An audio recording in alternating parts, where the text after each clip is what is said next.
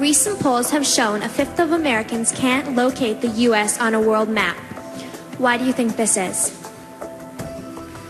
I personally believe that U.S. Americans are unable to do so because some people out there in our nation don't have maps, and I believe that our education, like such as in South Africa and the Iraq, everywhere like such as, and I believe that they should, our education over here in the U.S. should help the U.S. or should help South Africa and should help the Iraq and the Asian countries, so we will be able to build up our future for our children. Thank you very much. The video that you just saw was from Miss Teen South Carolina 2007. That video most people have already seen, but I show that for two key reasons. First off, most of our probably stereotypical views of geography is that it's nothing but states, capitals, countries, and rivers. That's definitely not the case. I hope this course has taught that geography is more than just those things. That said, where we're going to be going here in the next module is focusing in on the stereotypical geography things, the whole idea of states and countries and so forth, but we're going to go a whole lot more relevant than just that.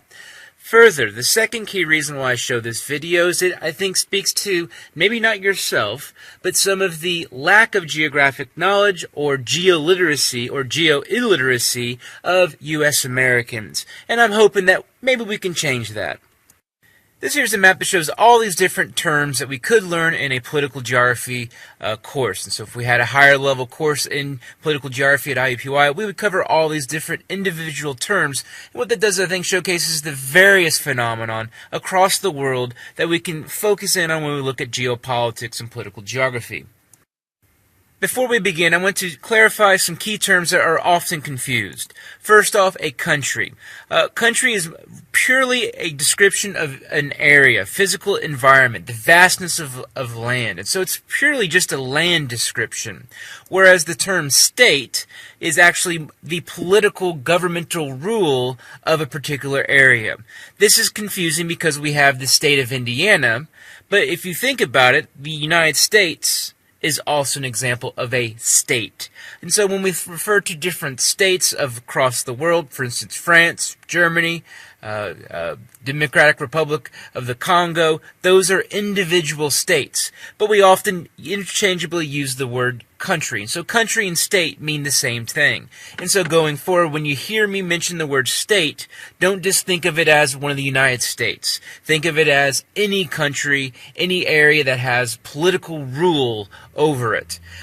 Next up, the other key term is nation. A nation is a self-defined cultural or social community. And so if we think about in biology, we've got the various kingdom, phylum, class, order, something like that. The biggest category, the amphibians, the mammals. And so those are the biggest categories for biology. In terms of culture, the biggest grouping of a culture we're going to refer to as a nation. One thing that we will note is that nations can be comprised in one state. And so you can have many different nations within one state. And so this is where we often will find confusion, but we'll hopefully clarify that with this discussion. Here's our mother. And so our mother, we can see the natural view of Earth. There are very few political boundaries, country boundaries, that actually can be seen from the natural environment. So I show this because political boundaries, borders are arbitrary lines, human-caused, human-created lines on top of the physical environment. We go back to the 1940s, there were only about 50 countries in the world. Today, there are 193 member countries of the United Nations. So essentially there are more countries, but we'll just use that number. So we've gone from 50 to 193 in just, 40, 50, 60, 70 years. the idea of a state really didn't pop up until the 1800s. And so it's actually a relatively new phenomenon comparatively to the time of human beings on Earth's surface. And so states before the 1800s, largely what we had was the role of a city. And so a city would be our ceremonial center. It's where individuals would be buried, key individuals. Also, it's where control, and so the leaders of a particular cultural group or nation would reside. And so that was kind of the early origins of the idea of a state, is the delineation of cities. But here, introduce a key term, the city-state. And so the city-state, we still see these pop up today, but they are where you have a city and a state are the same thing. And so the city is also a state. Examples of ones we see today: Singapore, San Marino would be another example of a city-state in which the city and a state are the same thing. But these were all throughout much of Europe, especially there in the Mediterranean areas, for instance Italy, in which you had tons of cities that were essentially ruled over themselves, but also had a countryside kind of surrounding that would feed that city, and oftentimes these cities were walled.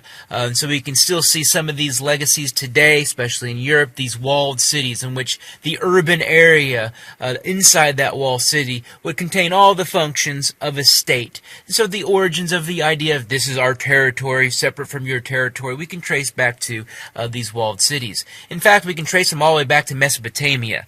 And so if you go back to your history class, you learn about Mesopotamia and all that jazz.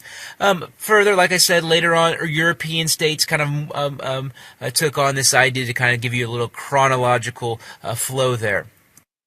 Here's a good example of a walled city, Pompeii, which was there next to Mount Vesuvius in Italy. So what happened here was a large a volcano essentially buried Pompeii, buried into underneath a massive amount of ash. Lots of people died. But one of the things that was useful about this volcano is today we can then see what cities looked like, because essentially everything was left alone because it was buried underneath all that ash. And so now over time, archaeologists, geographers, whoever, are coming through here and learning more about these early walled cities, these early examples of city-states.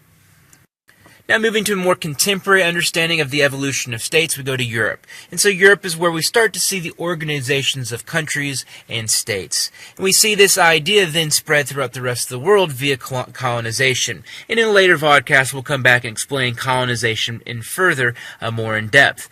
But this happened in about the 18th to 20th centuries, and so the late 1800s, the early 1900s especially, we saw colonization. And so essentially what this is the idea of a state. The idea this is our territory, we're claiming this from this particular boundary to this particular boundary is a new idea, and then it spread via colonialism, especially there via the Brits and the French. And so the Brits and the French were big competitors of each other, and so as one country would do something, the other one would do another, and so as one would colonize, the other one would soon follow. And so the idea of a state colonized with these European countries in their new conquests to other areas of the world. Further, a key term, the idea of a state was diffused across the world during European colonialism. Essentially, that's the summary of this slide. A term I'm hearing more and more on The Daily Show, on CNN, on Fox News, on our nightly news shows is geopolitics. And so geopolitics is essentially the focus of all of this entire vodcast group here in this module. In geopolitics, what we're going to do is I'm going to define it by telling you what we're going to be doing in these vodcasts. And so we're going to first off try to understand how countries come to be. So we've got these new countries that all of a sudden pop up. For example, South Sudan is a recently formed country. How does one all of a sudden become a country? How does all of a sudden do we say, we're now a state? So we're going to try to understand that process and how a country becomes an actual state. Further, we're going to understand the location of boundaries. Why do boundaries exist where they are? Why do they look the way they do? And so we're going to try to understand boundaries, and from that, try to understand a little bit more about conflict. Further, we're going to understand global alliances. And so this is kind of tied into our earlier discussion on globalization this semester. So now we're seeing these countries across the world are developing these relationships with each other, these alliances. And so we're going to try to understand a little bit more about them. Examples of these, the United Nations, the World Trade Organization, the World Bank, are all examples of global alliances. Further, we're going to try to explain conflict, try to understand and not really justify, but we'll create all the understanding factors, whether it be cultural or physical, that explain why conflict exists where it does. With the goal, as nightly news tells of new conflicts breaking out throughout the world, throughout the rest of our lives, you'll be able to understand and say, oh, I can understand why, for example, Ukraine might be having conflict right now, or another particular country of the world. It will make sense as we describe the key factors that cause conflict.